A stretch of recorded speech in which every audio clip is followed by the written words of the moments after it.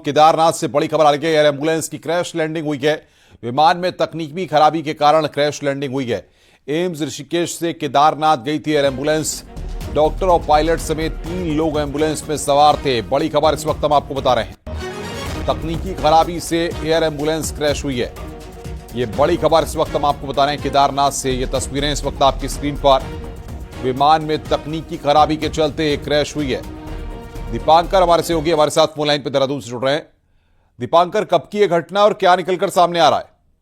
बिल्कुल अनुपम, अब इस घटना की पूरी डिटेल्स सामने आई है। ये दोपहर 12 बजे के आसपास की घटना बताई जा रही है। ये संजीवनी सर्विस जो एम्बुलेंस सर्विस है एम्स ऋषिकेश की, ये एक मरीज को लेने के लिए केदारनाथ जा रही थी ऋषिकेश से।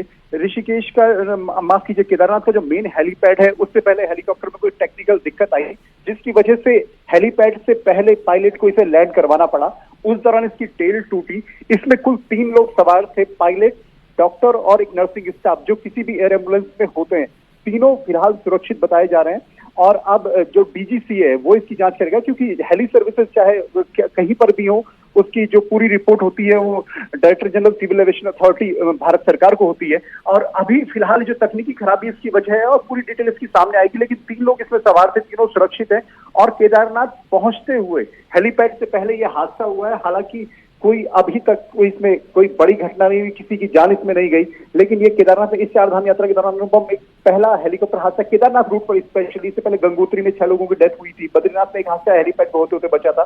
लेकिन केदारनाथ जिस तरह की टफ वैली है, जहां पर हेली पहले भी क्रैश होते रहे हैं और कई लोगों की जान वहां पे गई है, वहां से तस्वीरें सामने आई है। ये एयर एम्बुलेंस है एम्स ऋषिकेश की, एक मरीज को लेने के लिए केदारनाथ जा रही थी। अनुपम, बहुत बहुत शुक्रिया दीपांकर आपका हमारे साथ जुड़ने के लिए और जानकारी देने के लिए।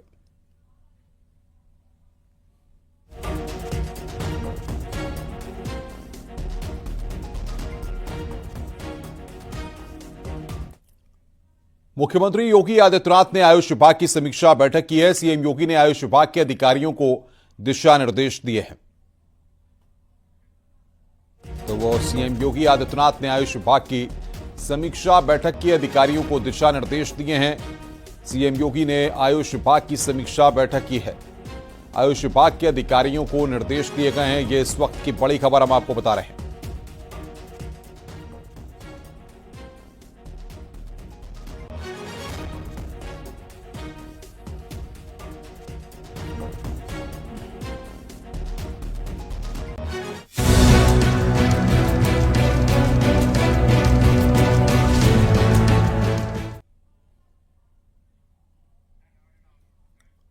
उत्तर प्रदेश में लागू होगी न्यू हेल्थ पॉलिसी। शहरों में 200 और कस्बों में 100 बेड के अस्पताल बनाए जाएंगे।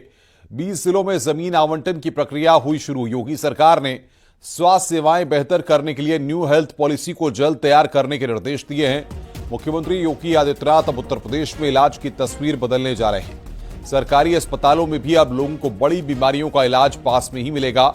इसके लिए सरकार एक नई स्वास्थ्य नीति लेकर आ रही है, जो अगले 5 साल तक लागू रहेगी। खास बात यह है कि सरकार अब इस सेक्टर में निजी निवेश को बढ़ावा दे रही है, ताकि सुपर स्पेशलिटी सुविधाएं गांव और शहरों तक पहुंच सकें।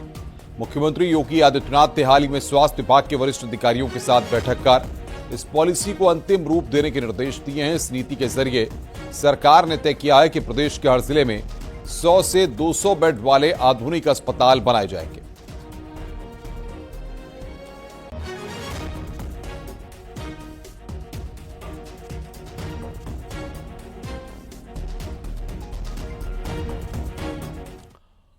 मुख्यमंत्री योगी आदित्यनाथ ने जरूरतमंदों के लिए सरकारी खजाना खोल रखा है। गरीब और जरूरतमंदों के इलाज के लिए सीएम योगी ने रिकॉर्ड धनराशि दिलाई है। सीएम योगी की संवेदनशीलता से आम जन को बड़ा सहारा मिला है। महज 43 दिन में 8,180 जरूरतमंदों को योगी सरकार ने 1.53 अरब की सहायता दिलाई है। 1 अप्रैल से 13 मई के बीच यूपी के लोगों को यह मदद दिलाई गई है, जिनमें किडनी के 246 मरीज, कैंसर के 875 मरीज और हार्ट से जुड़े 98 मरीजों को मदद दी गई है। जनता दर्शन, जनप्रतिनिधियों और पीड़ित परिवारों के प्रार्थना पत्र पर सीएम योगी ने फौरन आर्थिक मदद दिलाने में सहयोग किया।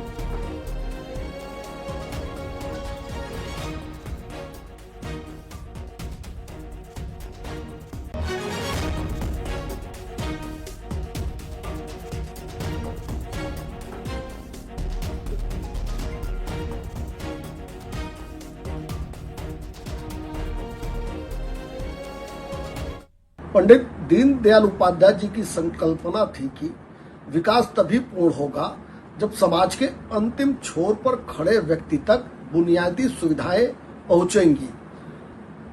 इसी एकात्म मानववाद के सिद्धांत पर चलते हुए उत्तर प्रदेश के यशस्वी मुख्यमंत्री योगी आदित्यनाथ जी प्रदेश के सभी पीड़ितों के साथ खड़े हैं। महज 43 दिनों के अंदर 8,180 रोगियों को सहायता प्रदान किया है। योगी आदित्यनाथ जी की सरकार ने 1.53 अरब रुपए से इन रोगियों में हृदय रोग से संबंधित व्यक्ति, कैंसर से पीड़ित व्यक्ति, किडनी से पीड़ित गंभीर प्रकृति के व्यक्ति शामिल हैं। योगी सरकार जनता के साथ पूरी तरीके से खड़ी हुई है। इसकी नजीर है दरअसल मुख्यमंत्री योगी आदित्यनाथ जनता की समस्याओं का जहां निराकरण करने के लिए अफसरों को निर्देशित करते हैं और लगातार फीडबैक भी लेते हैं, वहीं दूसरी तरफ योगी सरकार आम जनता की जो समस्याएं हैं उनके निस्तारण के लिए, चाहे वो आर्थिक लाभ से जुड़ा हुआ मामला हो, यानी कि जिनको आर्थिक जरूरत है उनको आर्थिक लाभ भी सरकार की तरफ से पहुंचाया जा रहा है, और चाहे वो इलाज के मामले में हो या जो गंभीर मरीज हैं उनको मुख्यमंत्री योगी आदित्यनाथ की तरफ से रिकॉर्ड लाभ पहुंचाया गया है आर्थिक रूप से। दरअसल मुख्यमंत्री योगी आदित्यनाथ की सरकार ने नए वित्तीय वर्ष यानी कि पिछले 43 दिनों के भीतर 8,186 मरीजों को लगभग 100 करोड़ से ज्यादा की आर्थिक सहायता दी गई है। यानी कि योगी सरकार आम जनता के साथ में जो कि बीमार हैं, जरूरतमंद हैं, लाचार हैं और उनके पास इलाज के लिए पैसा नहीं है, उनको आर्थिक सहायता के लिए मुख्यमंत्री योगी आदित्यनाथ ने अपना खजाना खोल रखा है। कैमरामैन गोपी गिरी के साथ संकेत Mishra, news 18 Lucknow. UP Congress mission 2027 की तैयारी में जुट गई है। कांग्रेस हाईकमान उत्तर प्रदेश में कांग्रेस के हर एक संगठन को एक्टिव करेगा। अगले 100 दिनों में कांग्रेस 1,62,000 से ज्यादा बूथ कमेटियों का गठन करेगी। 132 जिलों और शहरों में 832 ब्लॉक, 8,133 न्याय पंचायत, 1,62,000 बूथों पर मजबूत संगठन खड़ा करेगी। लखनऊ में एक संगठन सृजन कार्यशाला का आयोजन किया गया है, जिसमें कांग्रेस के राष्ट्रीय और प्रदेश स्तर के कई वरिष्ठ नेता शामिल हुए।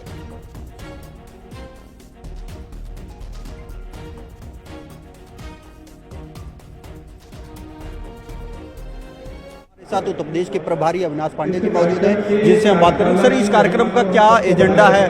देखिए, संगठन सृजन का एक बहुत महत्वपूर्ण अभियान पूरे प्रदेश के अंदर पिछले 24 अप्रैल से हमने शुरू किया, जो 15 अगस्त तक के चलेगा।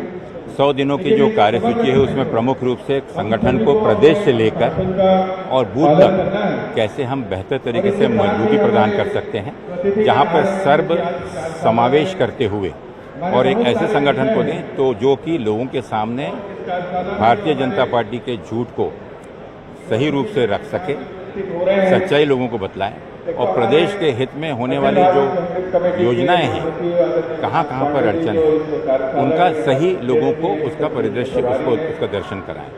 साथ ही साथ हमारे विभिन्न कार्यक्रम हैं और 2027 के चुनाव की जो चुनौती है उसको अभी से हम शुरुआत करें, ताकि लोगों के विश्वास के साथ साथ मजबूत संगठन के साथ में हम विजय हासिल करें। एक अंतिम सवाल सर, कि किन मुद्दों को लेकर आप यूपी में ये लड़ाई लड़ेंगे? सबसे पहला मुद्दा है यूपी की अस्मिता, सर्वधर्म समभाव और भाईचारा, गंगा जमनी तहजीब जो पूर्ण रूप से नष्ट की जा रही है, लोगों में आपसी मतभेद मिटाकर जो सामाजिक न्याय की जो बात है वो सही मायने में लोगों तक उसका फायदा मिले।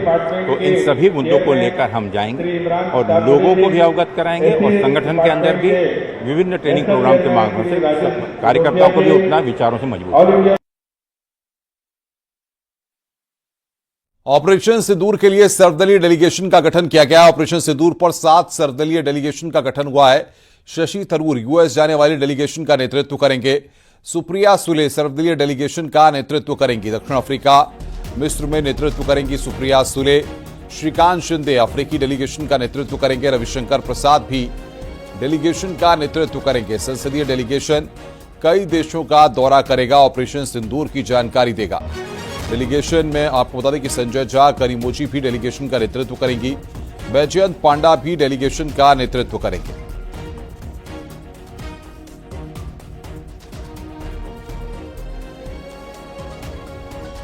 भारत में तो जाएंगे ही, भारत के साथ साथ दुनिया के बाकी देशों पर भी पहुंच करके भाजपा और सभी राष्ट्रीय दलों के सांसद, उनके प्रमुख सारे पदाधिकारी विदेशों में जाकर विदेश की धरती में आतंकवाद के विरुद्ध वैश्विक स्तर पर एक जनमंच तैयार करते हुए ये समूची दुनिया के लिए एक बहुत बड़ी चुनौती है।